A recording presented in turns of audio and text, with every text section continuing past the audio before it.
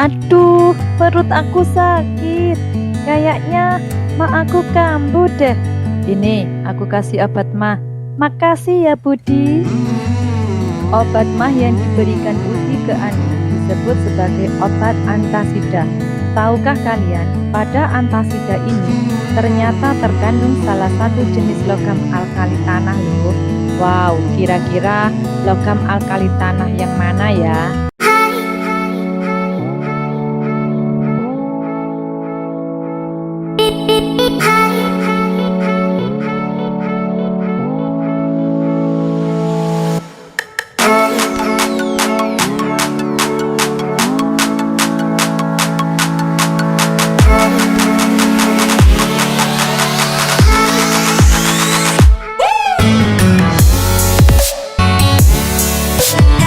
Good morning, Assalamualaikum warahmatullahi wabarakatuh.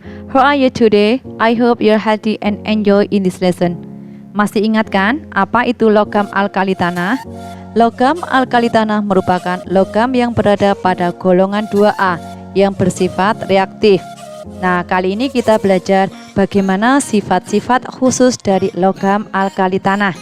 Logam alkali tanah pertama adalah berilium, yang merupakan logam alkali tanah dengan simbol Be dengan nomor atom 4 dan nomor massa 9. Berilium pertama kali ditemukan oleh Louis Vauquelin pada tahun 1798 dalam bentuk oksida dalam beril dan zamrud. Lalu 30 tahun kemudian Friedrich Wöhler dan Anton Bassi masing-masing berhasil memurnikan berilium dengan mereduksi berilium dari berilium klorida menggunakan reduktor logam kalium.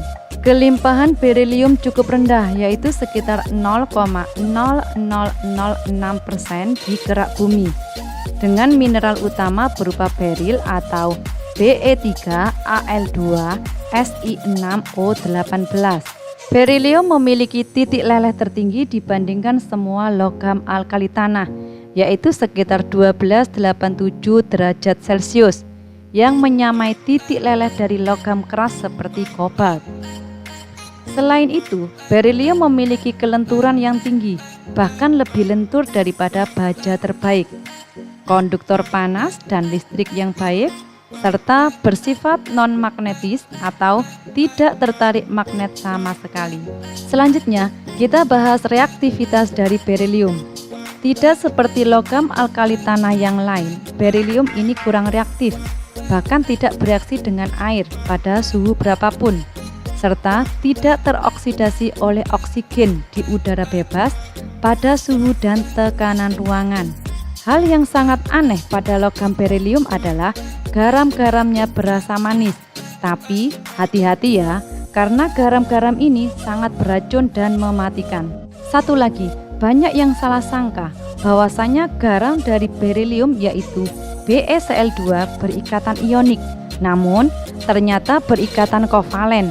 Hal ini terjadi karena energi ionisasi dari berilium relatif cukup tinggi untuk ukuran logam, dan ukuran atom dari berilium yang kecil memiliki kecenderungan untuk menarik elektron, sehingga ikatan berilium dan klorin dalam BeCl2 terjadi sharing elektron membentuk ikatan kovalen, bahkan mampu membuat ikatan koordinasi sehingga terbentuk ikatan polimer di antara BeCl2. Wow, keren kan? Lalu pertanyaannya, bagaimana dengan manfaat dari berilium? Berilium utamanya digunakan sebagai campuran logam tembaga yang akan menghasilkan kabel tanpa bunga api, sehingga mengurangi resiko kebakaran. Selain itu, karena sifatnya yang keras dan stabil, berilium banyak digunakan sebagai bahan rangka pesawat dan satelit. Nah, selanjutnya kita akan membahas logam alkali tanah yang kedua, yaitu magnesium. Kira-kira apa ya karakteristik khusus dari logam magnesium? Magnesium pertama kali diisolasi oleh Hamri Devi pada tahun 1808 dengan mengelektrolisis campuran magnesia dan merkuri oksida, sehingga didapatkan magnesium murni. Magnesium sendiri merupakan logam alkali tanah dengan simbol Mg dengan wujud putih keperakan dan nomor atom 12 dan nomor massa 24. Kelimpahan magnesium cukup tinggi di kerak bumi, sekitar 1,9% dengan mineral utama berupa dolomit dan epsomit. Magnesium memiliki titik lelet terendah dari semua logam alkali tanah, yaitu sekitar 650 derajat Celcius. Namun, bersifat keras dan ringan, bahkan lebih ringan dari aluminium, sehingga mudah dibentuk. Magnesium bersifat paramagnetik atau dapat ditarik oleh magnet, serta merupakan konduktor panas dan listrik yang baik. Selanjutnya, mari kita bahas kereaktifan dari magnesium. Magnesium ini bereaksi dengan air pada suhu tinggi dan uap air panas, serta bereaksi kuat dengan asam dan halogen. Kemudian, magnesium ini mudah sekali terbakar, terutama pada keadaan bubuk.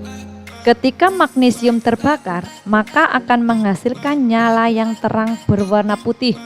Sekarang, bagaimana ya pemanfaatan dari magnesium? Magnesium banyak dipakai sebagai suar laut, lampu fotografi, dan bahan dasar pembuatan kembang api. Karena hasil reaksi pembakarannya menghasilkan nyala yang terang.